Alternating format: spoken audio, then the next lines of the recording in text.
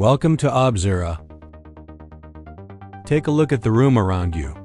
If you're like most people, you're surrounded by objects. Clothes you barely wear, gadgets that are already obsolete, and decor meant to signal who you are to the world. Now, I want you to ask yourself a question that might feel uncomfortable.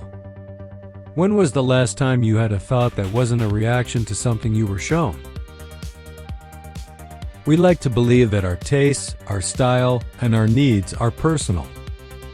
We think we are the protagonists of our own lives, making free choices in a vast, open marketplace. But if you look closer at the shadows of modern society, a different picture emerges. What if your personality isn't something you grew, but something you purchased? What if your deepest insecurities were intentionally triggered just so a solution could be sold back to you? Tonight, we aren't just talking about economics. We're talking about a psychological heist that has been decades in the making. A transition so subtle that you didn't even notice when you stopped being a citizen and became a product. This is the dark reality of the perfect slavery. To understand how the cage was built, we have to look back at the world our grandparents lived in. It was a world with a different pulse. Back then, the central unit of society wasn't the individual, it was the worker. Worker sounds like a heavy, gray term today, doesn't it? It sounds like someone trapped in a factory. But in the mid-20th century, that identity carried a hidden, massive power. As a worker, you were the source of all value. Without your hands and your mind, the gears of the world simply didn't turn. Because of that, you were part of a we. You had unions to protect your time, communities that looked out for your family, and a government that promised stability in exchange for your labor. The deal was simple. Work hard, and you will have a job for life. Your children will go to a school that teaches them how to think, how to imagine, and how to be part of a society. The goal of education wasn't just to produce a resume, it was to produce a person. But as the 1970s came to a close, the elites realized something dangerous. A unified, politically conscious we is incredibly hard to control. If the people know their value, they can demand more. They can demand equality. They can demand a say in how the world is run. So, starting in the 1980s, the script was flipped. The world underwent a global lobotomy. They dismantled the worker, and they gave birth to the consumer. They didn't take away your power by force that would have caused a revolution. Instead, they bought it from you. They traded your job security for 24-hour delivery. They traded your sense of belonging for an infinite aisle of plastic goods. Selection became the new religion. You were told that freedom meant having 50 different types of cereal to choose from or a new phone model every 12 months. It felt like a promotion. It felt like luxury. But it was the ultimate trap. By shifting our identity from what we do to what we buy, they did the one thing that ensures total control.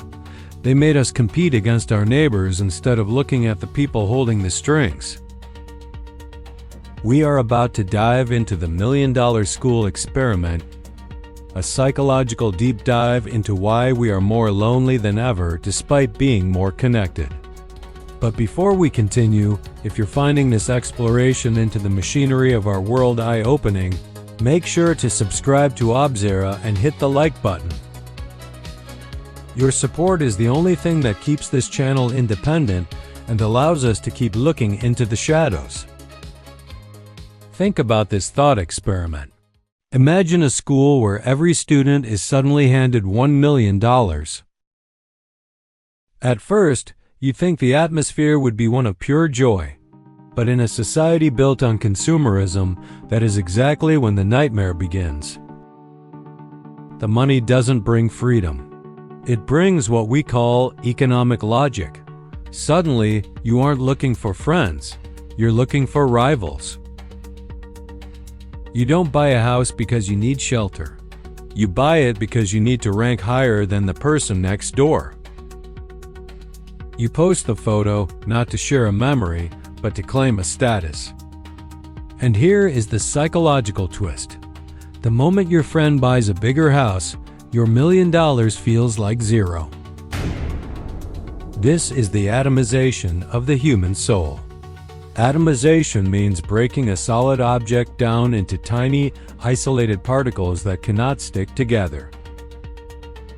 By making us compete for prestige through objects, they've ensured we never act in solidarity. We no longer ask if someone is a good person.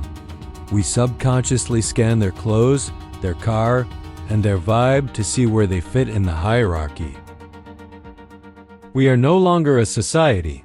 We are a collection of lonely units, exhausted by a race that we can never win because the goalposts are moved every time we get close.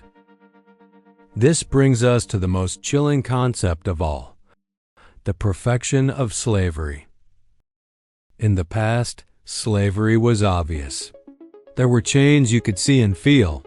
There was a master you could point to. Because the oppression was visible, the slave eventually rebelled. But the perfect system of control is the one where the slave doesn't even know they are in a cage. In fact, the perfect slave is the one who loves their cage because it's filled with high-resolution screens, comfortable furniture, and a constant stream of entertainment. When you choose your own constraints because you've been brainwashed to believe they represent success, you will never fight to break them. You will work 80 hours a week to pay for a lifestyle you're too tired to enjoy. You will defend the very system that exhausts you because your identity is tied to the things that system provides. We are living in what some call the end of history, not because important things have stopped happening, but because we've stopped imagining that any other world is even possible.